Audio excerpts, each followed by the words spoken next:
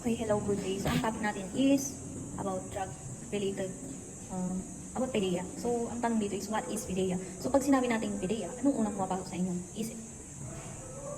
Di ba pag sinabi natin PDEA, ibig sabihin, sila yung nag-i-enforce ng law about drug-related crime. So, sila din yung mga nag-uusig, sila yung nag-i-enforce ng mga batas about drugs. So, ano nga ba ang PDEA? PDEA means Philippine Drug Enforcement Agency. It is the implementing arm body of DDB. So, ano nga ba ang DDB? Yan ang tinatawag natin Dangerous Drug Board and responsible for the efficient and effective law enforcement of all the provision on any dangerous drug and or precursor and essential chemicals. So, ibig sabihin, sila daw yung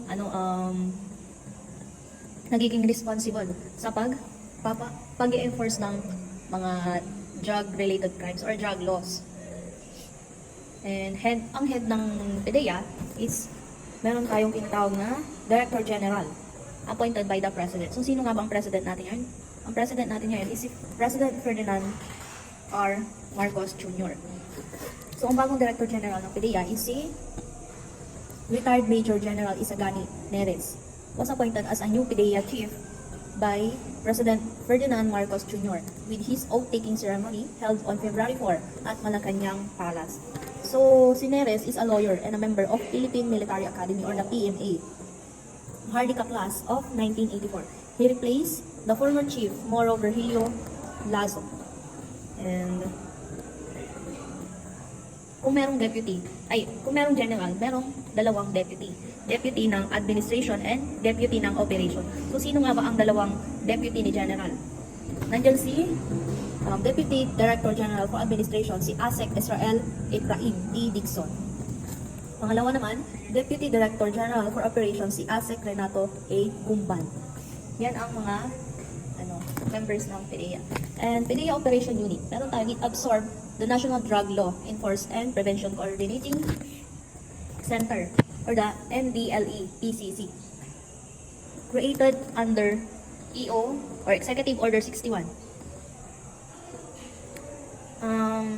NDLE-PCC stand for National Drug Law Enforcement and Prevention Coordinating in the Philippines. Purpose, it was created by Executive Order number 61 to orchestrate, coordinate, and consolidate the effort of various government unit and non-government organization for more effective anti-drug campaign. It operates under the Office of the President with the Secretary of Interior and Local Government or the DILG as chairman and the Chief of the Philippine National Police as Vice Chairman. Ano nga ba ang function nitong NDLEP-CC? Its responsible include implementing plans for international cooperation, coordinating with the Dangerous Drug Board or the DDB on demand reduction, and managing intelligence and investigation effort regarding drug trafficking. And next, nandyan din ang NARCOM. Ano nga ba ang NARCOM? NARCOM means NARCOM ay tinatawag na narcops or ninja cops, a term for police officer involved in illegal drug trade, especially this refers a corrupt officer who resell. So, yung NARCOM daw, ito yung mga tinatawag sa mga police na pag meron silang nahuling mga illegal na kontraband, yung mga pinagbabawal na gamot, ay ibinebenta nila ito. Ibig sabihin sila ay mga corrupt officer. And next tayo, what are the power and function of PDEA? Section 84, Article 4. Una, nandyan ang cost-effective and efficient implementation of the National Drug Control Strategy. This means PDEA ensure that the government overplan to fight illegal drug is properly carried out. Ibig sabihin, ang PDEA, ini-ensure niya or sinisigurado niya na lahat ng plano ay nasusunod. Or lahat ng plano about kung paano puksain ang illegal na droga ay nasusunod ng maayos. And leading and coordinating anti-drug operation nationwide, directing and supervising other law enforcement agency like police or custom involved in drug enforcement, making sure policies, program, and operation against illegal drug are executed effectively. Monitoring and evaluating the implement of anti-drug program to improve results. So sila yung nag-monitor din kung effective ba or hindi. Kasi kung hindi yun effective, ibig sabihin kailangan nilang gumawa ng or mas mag-progress pa or mas maging advanced thinker, or they could be think outside the box. Kasi minsan kapag nag-think ka outside the box, mas nagiging maganda yung mga plano nyo at hindi naiisip ng mga drug user pusher na kaya nyo palang gawin yon without their knowing. And PDEA act as a central authority that makes sure the Philippine anti-drug strategy is actually implemented and coordinated among all agencies. And pangalawa, enforcement of provision of Article 2 of this act. And pangatlo, undertake investigation, make arrest and apprehension of violation and seizures and confiscation of dangerous drug. So, make arrest and apprehend violator of Republic Act 9165. Conduct seizures, confiscation, kung sila yung mga nagkakandak ng raid, yung PDEA nagkakandak ng raid and sila yung nag-investigate doon sa drug den, and sila yung nagko-confiscate ng mga paraphernalia, and establish forensic laboratories to examine, analyze, and identify dangerous drug and control chemical for evidence in the court. Yes. Kailangan itong i-examine, i-analyze kung ano nga bang droga yung kanilang nakuha doon sa mga drug den to presentably sa korte. And next tayo, number 5, filing of appropriate drug cases. Prepare and file appropriate criminal cases against person violating the provision of Republic Act 9165 in coordination with prosecutor. And pang-anim, conduct eradication program. Conduct eradication of plant classified as dangerous drugs such as marijuana. So, nung last, meron akong nakita ko sa Facebook, sa Kalinga, or sa Benguet, sinunog nila yung mga marijuana. Yun yung tinatawag nating eradication. Ibig sabihin, pinapatay nila or inaalis nila yung mga mga nagtatanim ng marijuana. Next, maintain a national drug intelligence system. Develop and maintain a national drug intelligence network for gathering, analyzing, and disseminating information about illegal activities. Number 8, coordination with local and international agencies. Maintain close coordination with local enforcement agency and international drug control organization to combat drug trafficking and related crimes. Next, other features of Republic Act 9165. It revised, so kapag ikaw daw ay nag-import ng illegal drug regardless of quantity and purity, or what we call, kahit gano'n siya kadami or kakarampot lang yung amount niya, ay ikaw ay papatawan ng life imprisonment to death and fine ranging 5.5 million to 10 million. Kahit na ito ay for floral, decorative or pang design lang, or for culinary purposes, hindi yun pwede. And trading, administration, dispensation, delivery, distribution, transportation of dangerous drug is also punishable by life imprisonment to death. And also, 500,000 to 10 million also ang fine. Pangatlo, any person who shall sell, trade, administer, dispense, deliver, give away to another or distribute, dispatch, and transit or transport any dangerous drug regardless of quantity, purity shall be punished with life imprisonment to death. Fine ranging 500,000 to 10 million. But if the sale, administration, deliver, distribution, or transportation of any of these illegal drugs transpire within 100 meters from any school, the maximum penalty shall be imposed. Pusher who use minor or mentally incapacitated individual as runner, courier, and messenger or in dangerous drug transaction shall also be meted with maximum penalty. A penalty of 12 years to 20 years imprisonment shall be imposed on financer, coddler, and manager. So, ano nga ba yung tinatawag nating financer, coddler, and manager? So, pag sinabi nating financer, any person who pay for, or raises, or provide money, or financial support for illegal trafficking or manufacture of dangerous drug. Penalty is life imprisonment to death. And coddler, protector, or manager. Coddler, protector, or manager is a person who knowingly shelter, harbor, conceal, protect, and facilitate the escape of drug offender or manage illegal operation. Example, protecting drug trafficker from arrest, warning drug dealer about police operation, providing safe house or protection for drug dangerous. Next, number 4, the law also penalizes anybody found in possession of any item or paraphernalia used to administer, produce, cultivate, propagate, harvest, compound, convert, process, pack, store, contain, or conceal illegal drugs. with an imprisonment of 12 years to 20 years and fine of 100,000 to 500,000. Owner of resort or den, establishment, and other place where illegal drugs are administered is deemed liable under this new law.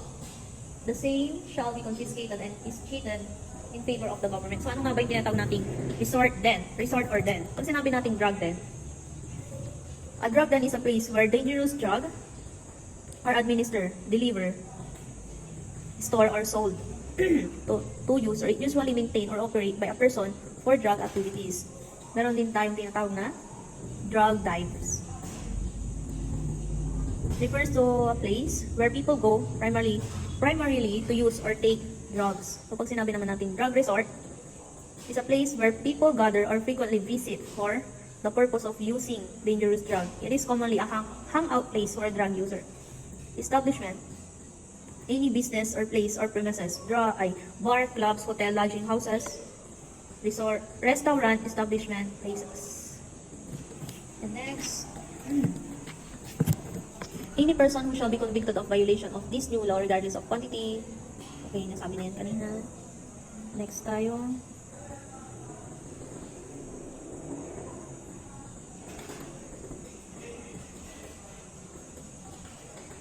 Okay. Number 6, any person who shall be convicted of violation of this new law regardless of quantity of drugs and the penalty imposed by the court shall not be allowed to avail the privileged provision of Probation Law or PD 968.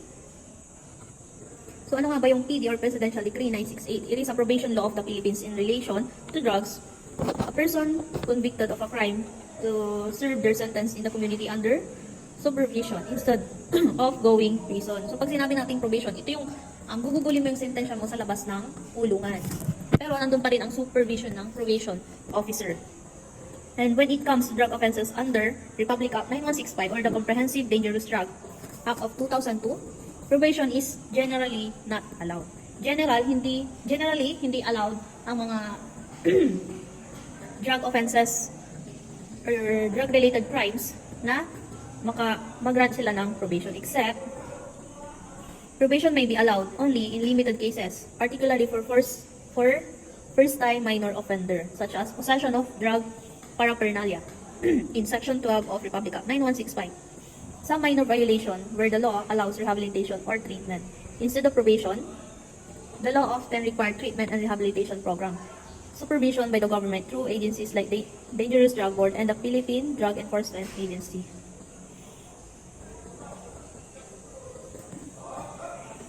So next, Section 58, Article 8. Filing of charges against a drug dependent for confinement and rehabilitation under voluntary submission program can be made. First, second, commitment to the center. If the person voluntarily submit again for the second time, he or she may already be subject to criminal liability. Pangalawa, upon recommendation of Dangerous Drug Board, if the DBB recommend filing charges after evaluating the cases. Pangatlo, may be charged for violation of Section 15.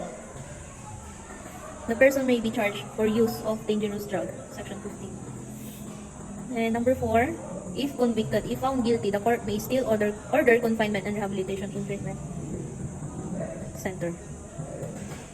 Section 73, Article 8, contempt of court. Under Section 73, the following person may be cited for contempt: spouse, parents, guardian. If a contempt, ibig sabihin pinapatawag sila. This applies if they refuse to cooperate with the court, the Dangerous Drug Board, or concerned agencies in the treatment, rehabilitation, and dependent.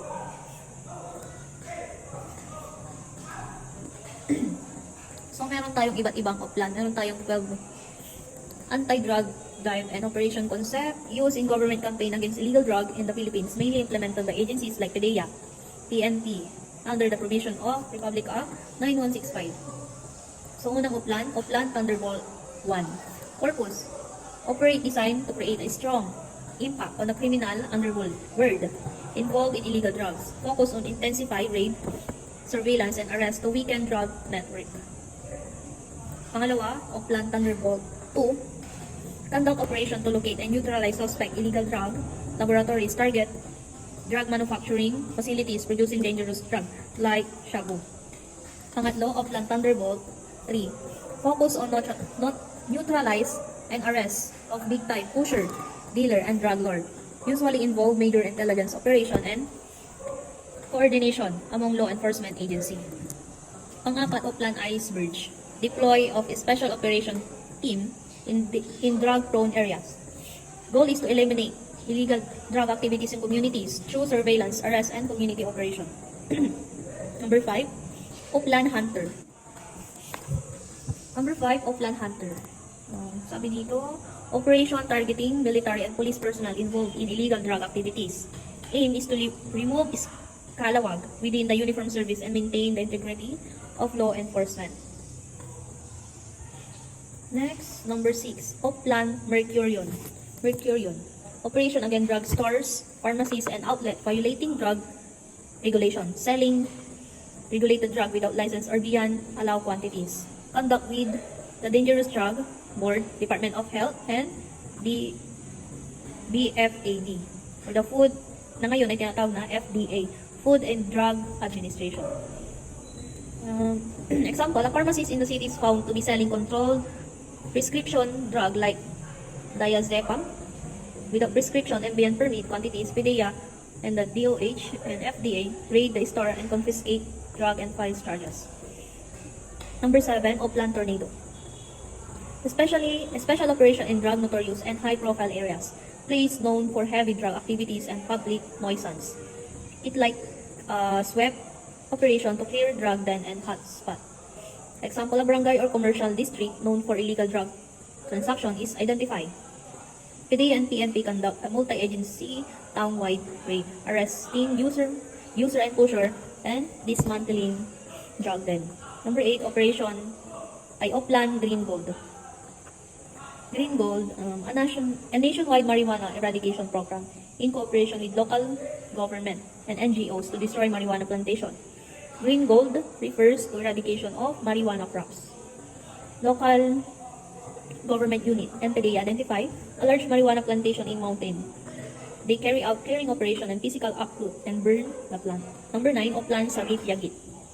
A civic NGO supported program to rescue street children being used by the drug syndicates as a courier or lookout drug conduits. Work with barangay NGOs and law enforcement. Example, a police encounters street kids being used to carry small sacket of drug for pusher. Social worker NGO and PDEA help rescue these children, provide care, and file appropriate charges against exploiter. Number 10, Oplan Banat. A barangay level anti-drug campaign focused on grassroots prevention, information campaign, and reporting mechanism conducted with barangay official and community volunteers. A barangay form an anti-drug task force with barangay kagawad, conduct house-to-house education, report suspicion activities, and coordinates with PDEA for operation. 11. Oplan Antenna. What is it? An operation targeting organized crime group involving in drug trafficking such as notorious gang. Focus on intelligence lead takedowns of syndicate rather than individual pusher. Task forces gathered evidence on local organized group running shabu distribution ring nationwide. A coordinated raid lead to arrest a gang leader and seizures of large quantity of drug and proceed of crime. 12. Oplan Cyclops. Operation against foreign league drug syndicate, particularly Chinese triad member involved in drug like methamphetamine hydrochloride or tinatawag natin shabu. Foreign syndicate often have international supply chain. So, yun yung mga oplan natin. Next, in the conduct of anti-drug operation, the following must be strictly considered. Number 1, respect for human rights. Legal basis, dito ang Section 11, Article 2 of the Philippine Constitution. Government is obliged to respect, protect, and promote human rights. Anti-drug operation cannot involve torture, extrajudicial killing, or cruel treatment. Pangalawa, respect for due process and equal protection. Everyone has the right to due process before deprivation of life, liberty, or property. Equal protection ensure that no person is singled out unfairly. Pangatlo, protection against unreasonable seizures, search and seizures. Police must secure a valid warrant before entering private property except in hot pursuit, consent, or emergency situation. Evidence obtained illegally cannot be used in court. It will be exclusionary rule or tinatawag nating flute of poisonous tree. Number 4, right of privacy of communication. Interception of private communication is prohibited without a court order. An example is wiretapping suspect phones. Call requires judicial authority. Arbitrary recording violates constitutional rights. Number 5, rights of the accused under custodial investigation. Section 12, Article 3, Philippine Constitution and RA 7438. A person under custodial investigation has the right to be informed for their rights. Right to remain silent, right to counsel, right to have competent, respective, present, and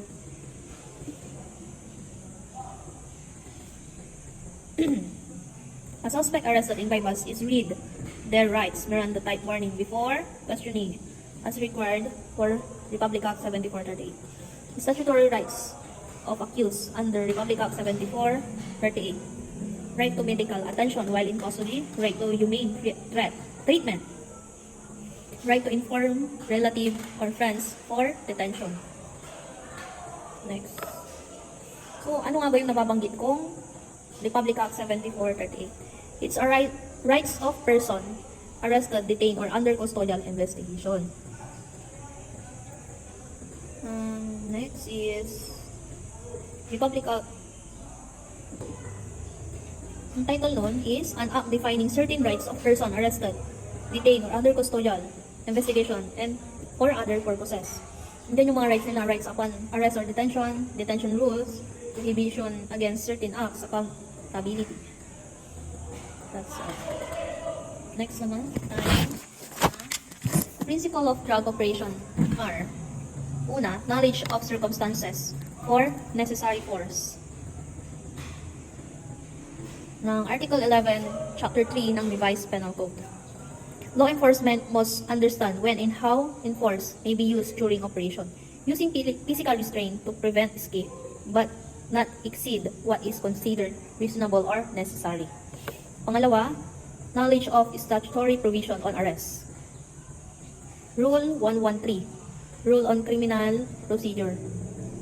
Sabi dito, officer must know how to legally arrest a suspect, including the condition of warrantless arrest. Example, arresting someone caught on the act of committing drug-related crime. Pangatlo, knowledge of administrative guidelines on arrest, search, and seizures. Beyond statutory law, there are internal rules and guidelines that dictates how arrests, search, and seizures should be conducted safely and legally, following police protocol when confiscating drug or paraphernalia to maintain evidence integrity. Pangapat, the Miranda Doctrine. Suspect must be informed of their rights before custodial interrogation, the right to remain silent, and the right to have authority. Any statement obtained without this warning may be inadmissible in court. Number 5, the warrantless search and search incidental to lawful arrest. Rule 126, Rule on Criminal Procedure. Law enforcement can conduct search without a warrant if they incidentally to lawful arrest. Search a suspect person in immediate surrounding for drug immediate after arrest. Next naman, national campaign strategies. Meron tayong dalawa. So una, demand reduction strategy.